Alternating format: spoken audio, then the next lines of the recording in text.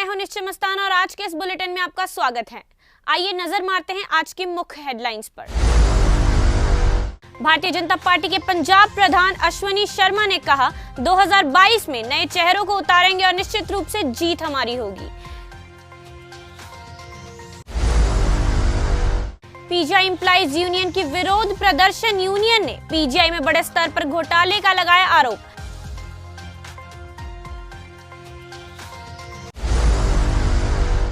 हरियाणा किसान यूनियन ने सरकार के खिलाफ खोला मोर्चा, आंदोलन में शहीद हुए किसानों के परिजनों को मुआवजा दे सरकार।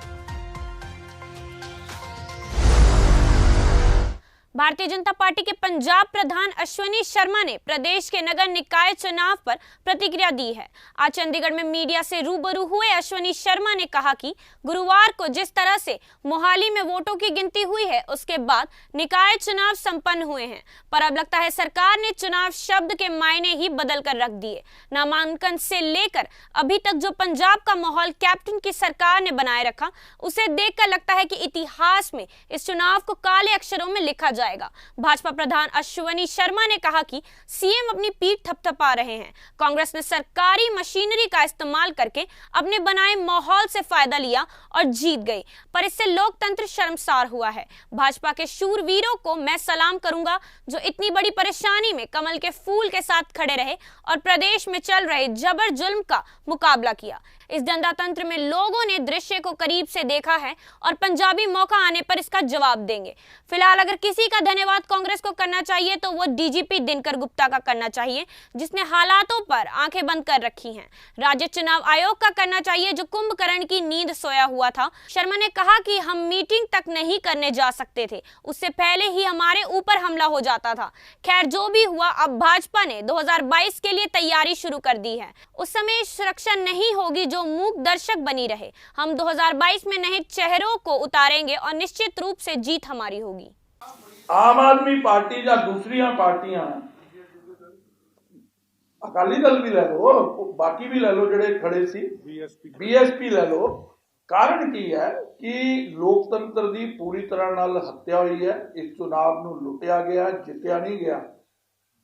जनमत दे विपरीत ਜਿਹੜਾ ਉਹ ਫਤਵਾ ਲਿਆ ਸਰਕਾਰੀ ਤੰਤਰ ਦੇ ਨਾਲ। ਕਿਸਾਨੀ ਅੰਦੋਲਨ ਦਾ ਅਸਰ ਸੀ ਜਾਂ ਨਹੀਂ? ਕਿਸਾਨ ਦੀ ਆੜ ਦੇ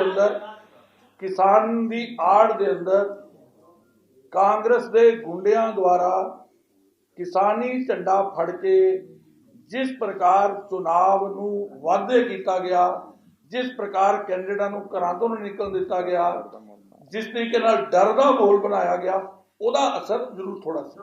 ਅਰੇ ਵੀ ਲੋਕਤੰਤਰ ਦੇ ਅੰਦਰ जनता के मत के अगे सिर झुकाया ही है, लेकिन ये जनता का मत नहीं है, ये डंडा तंत्र का मत आई। विधान सभा च 2 सीटां आईयां साडियां जदों पिछली बार, ते असीं सिर झुका के मन्निया उहनूं। अज भी असीं ये कह रहे हैं कि जिन्हां नूं मुकालता जिहड़े खुश होना चाहते हैं इस रिजल्ट तो, वो खुश होण, उन्हां नूं मुबारक है। चंडीगढ़ प्रेस क्लब के द्वारा इंटरमीडिएट टेबल टेनिस चैंपियनशिप का आयोजन किया गया, जिसमें 32 लोगों ने हिस्सा लिया। सुरेंद्र सिंह रावल और उषा सिंह ने यहां पर डबल गोल्ड मेडल हासिल किया। पंजाब के एडवोकेट जनरल और पंजाब टेबल टेनिस एसोसिएशन के प्रेसिडेंट अतुल नंदा ने भी सभी विजेता खिलाड़ियों को सम्मानित किया। मेंस सिंगल में सुरेंद्र रावल ने गोल्ड जीता, जबकि सुखविंदर सोडी को सिल्वर मिला। राजेश मोदगिल व नवीन ने ब्रॉन्ज मेडल हासिल किया। वेटरन मेंस में संजय बबरू ने गोल्ड और राज ऋषि ने सिल्वर हासिल किया, जबकि वुमेन सिंगल में उषा सिंह ने गोल्ड और रिचा सहगल ने सिल्वर मेडल जीता। मिक्स्ड डबल्स में बरिंदर सलूजा और उषा की जोड़ी जीती और नवीन व रिचा की जोड़ी को सिल्वर मिला। मेंस डबल्स में सुरेंद्र रावल और सौरभ दुग्गल विजेता बने, जबकि सुखविंदर सोडी और अरविंदर सैनी ने सिल्वर जीता। चंडीगढ़ प्रेस क्लब के प्रधान रमेश हांडा ने सभी विजेताओं को मुबारकबाद दी। आपको बताते चले, प्रेस क्लब ऐसे आयोजन करता रहता है। Cricket, table tennis, carrom board और लॉन्ग टेनिस का आयोजन करता रहता है। पीजीआई एम्प्लॉइज यूनियन की ओर से अपनी मांगों को लेकर आज पीजीआई खुड्डा लाहौरा रोड पर ट्रांसपोर्ट चौक पर आज शाम को कैंडल मार्च निकाला गया। पीजीआई प्रशासन के पुतले को लेकर रोष प्रदर्शन किया गया। उसके बाद पीजीआई मुख्य गेट से सेक्टर 25 ग्राउंड तक पुतला लेकर मार्च किया गया और वहां पहुंचकर पुतले को आग के हवाले किया। विरोध प्रदर्शन में यूनियन के लोगों ने कहा कि पीजीआई प्रमुख प्रोफेसर जगत राम अपने अधिकारियों की ओर से किए जा रहे घोटाले को बंद नहीं करवा रहे हैं। कुछ लोगों के हाथों में सारी बागडोर दी हुई है, जिसके चलते लगातार घोटाले हो रहे हैं। पीजीआई यूनियन की ओर से बताया जा रहा है कि पीजीआई में लूट खसोट का काम चल रहा है। इसके चलते 150 करोड़ रुपए चूना लगाया जा चुका है। इसके अलावा हर महीने में भी 60 लाख रुपए के घोटाले का आरोप लगाया गया है। पीजीआई के ministerial and secretarial employees union के JS भट्टी के अनुसार पीजीआई में हो रही लूट को बचाने के लिए यूनियन का कहना है कि पीजीआई प्रशासन ने भारत सरकार के ऑर्डर्स और डायरेक्टिव्स की उल्लंघना की है। डायरेक्टर पीजीआई ਨੂੰ ਜਦੋਂ ਇੰਨੀ ਗੱਲ ਕਹੀ ਗਈ ਵੀ ਸਰਕਾਰ ਦੇ ਦਿੱਤੇ ਹੋਏ ਆਰਡਰਾਂ ਦੇ ਤਹਿਤ ਰਿਕਰੂਟਮੈਂਟ ਰੂਲਾਂ ਨੂੰ ਤਬਦੀਲੀ ਕਰਨ ਦਾ ਹੱਕ ਕਿਸੇ ਦੇ ਕੋਲ ਨਹੀਂ ਸੀ, ਤਾਂ ਡਾਇਰੈਕਟਰ ਪੀਜੀਆਈ ਮੀਡੀਆ ਨੂੰ ਫੇਸ ਕਰਨ ਤੋਂ ਮਨਾ ਕਰ ਦਿੰਦੇ ਆ। ਡਾਇਰੈਕਟਰ ਪੀਜੀਆਈ ਨੂੰ ਮਿਨਿਸਟਰੀਅਲ ਐਂਡ ਸੈਕਟਰੀਅਲ EMPLOYEES यूनियन ਨੇ ਜਦੋਂ ਆ ਲਿਖ ਕੇ ਦਿੱਤਾ ਵੀ 150 ਕਰੋੜ ਰੁਪਏ ਦੀ ਲੁੱਟ ਅੱਜ ਤੋਂ 6 ਮਹੀਨੇ ਪਹਿਲਾਂ क्रॉस कर चुकी है और जिसकी भरपाई 60 लाख रुपये तो ऊपर हर महीना पै रही है, सिर्फ एक इशू के उत्ते जिस दे विच डायरेक्टर पीजीआई ने ना सुनवाई करके जां फिर अखां बंद करके लुट खसुट नूं कैरी ऑन करवाउण दे लई और मीडिया दे अगे आउण दे लई बिल्कुल मना कर दिता। मिनिस्ट्रीयल EMPLOYEES यूनियन ने 5 फरवरी नूं मीडिया कॉन्फ्रेंस रखी। उस प्रेस कॉन्फ्रेंस दे विच प्रोफेसर जगत राम नूं अखां खोलण दे लई और सारे सरकारी दायरिਆਂ ਨੂੰ जिन्हां नूं मिनिस्ट्रीयल EMPLOYEES यूनियन लगातार लिखदी आ रही है, कंटीन्यूअसली लिखदी आ रही है भी इस लुट खसुट नूं इमीडिएटली स्टॉप करो। उसका वेरवा सारा लाइवलाइट किया। उस तो बाद भी professor Jagat Ram director PGI ने मीडिया ਨੂੰ फेस करने तो मना कर दिता, ना किसी प्रेस कॉन्फ्रेंस के खिलाफ कोई कमेंट जारी किया। उस तो बाद 6 तरीक ਨੂੰ ਜਦੋਂ डायरेक्टर पीजीआई ਨੂੰ ਅਸੀਂ ਇੱਕ नोटिस जारी किया भी थोड़ी चुप ते साडी यूनियन चुप रहने वाली नहीं है। शुरुआतां स्टार्ट हो चुकियां ने, यूनियन हर एंड तक जाएगी। ਜਦੋਂ यूनियन ने 6 तरीक ਨੂੰ नोटिस दिता sir short term peaceful candle march ਦੇ ਉੱਤੇ, ਤਾਂ ਅੱਜ डायरेक्टर पीजीआई ਇੱਕ चिट्ठी इशू करता है कि ਤੁਸੀਂ ना जाओ, लेकिन बैठ के गल करनी डायरेक्टर पीजीआई ਨੂੰ मुनासिब नहीं लगी। इस तो इलावा पीजीआई गुरुद्वारा कमेटी जो कि इलैक्टेड सिलेक्टेड बकायदा डीसी ਦੇ ਆਰਡਰਾਂ ਦੇ तहत उस कमेटी ने बार बार डायरेक्टर पीजीआई ਨੂੰ दरखास्त की कि पीजीआई ਦੇ ਵਿੱਚੋਂ ਮਸੰਦਾਂ ਨੂੰ ਬਾਹਰ ਕੱਢੋ, क्योंकि पीजीआई गुरुद्वारे ਦੇ ਵਿੱਚ बहुत सारिया इलीगैलिटीज हो रही हैं जिन्हां दे विच दसदे भी शर्म आ रही है भी फ्लैश ट्रेड भी किद्दां कीती जा रही है पीजीआई गुरुद्वारे दे अंदर। पीजीआई कैंपस के रेजिडेंट पीजीआई गुरुद्वारे नूं अटेंड करन तो भी विचारे हो रखे ने भी वो गुरुद्वारे जाण तां किद्दां जाण। अज असीं इस कैंडल मार्च के तहत फिर एक शांतिपूर्वक आवाज सुनाना चाहते हैं डायरेक्टर पीजीआई नूं। प्रोफेसर जगत राम जी अखां खोलो, लुट खसुट नूं बंद करो, मसंदां नूं बाहर करो। और इसे दे नाल असीं इस कैंडल मार्च नूं इस पीजीआई दे गेट तो 25 सैक्टर तक लैके जांदे होए पीजीआई एडमिनिस्ट्रेशन दा पुतला फूकांगे।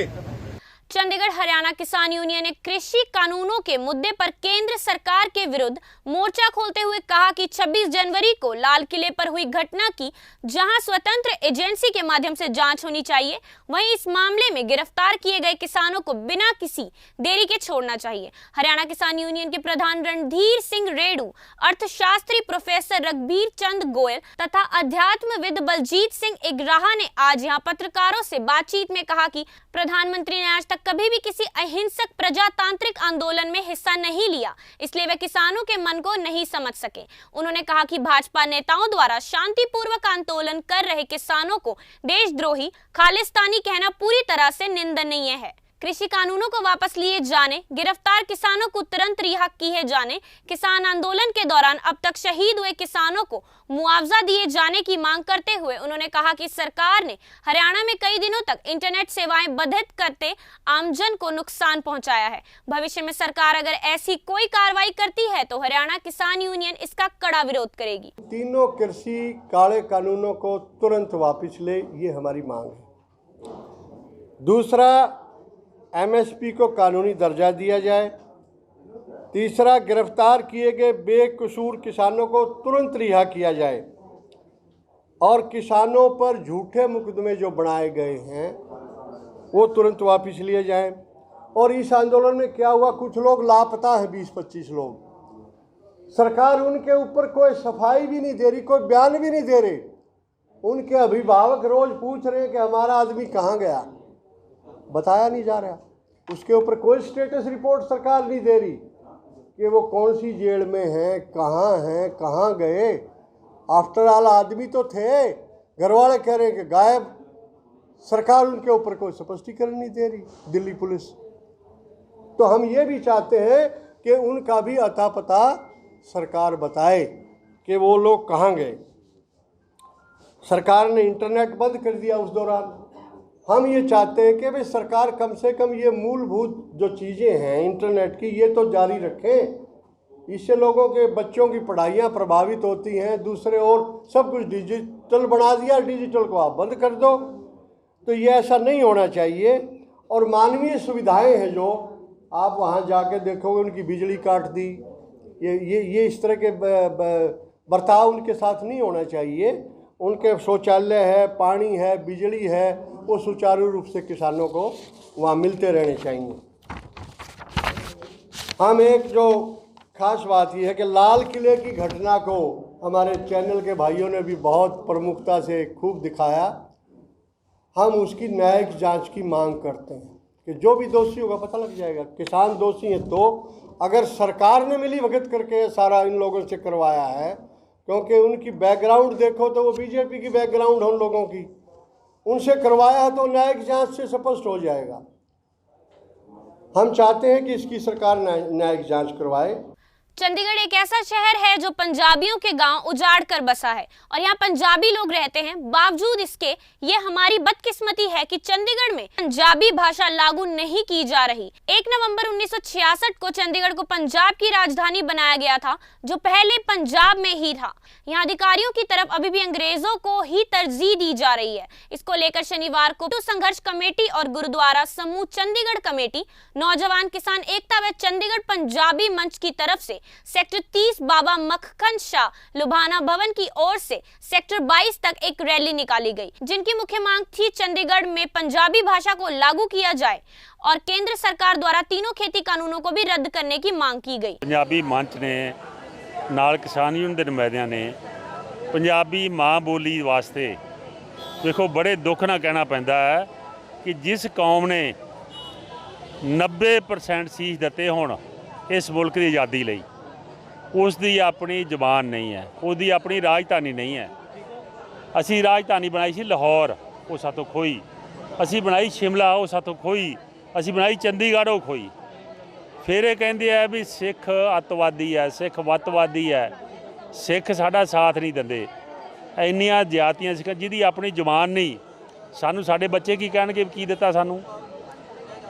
इन्हां मंदभागियां नूं बदकिस्मती वालियां नूं जिहड़े मुल्क दे प्रधानमंत्री बने हैं या मुल्क की हुकूमत बनी है, चोर ठग जिन्ना वध तो वध कह सकीए इन्हां नूं वो चीज़ है। ਸਿਰਫ ਲੁੱਟਣ ਖਾਣ ਤੋਂ ਬਗਾਏ ਇਹਨਾਂ ਦਾ ਕੋਈ ਕੰਮ ਨਹੀਂ।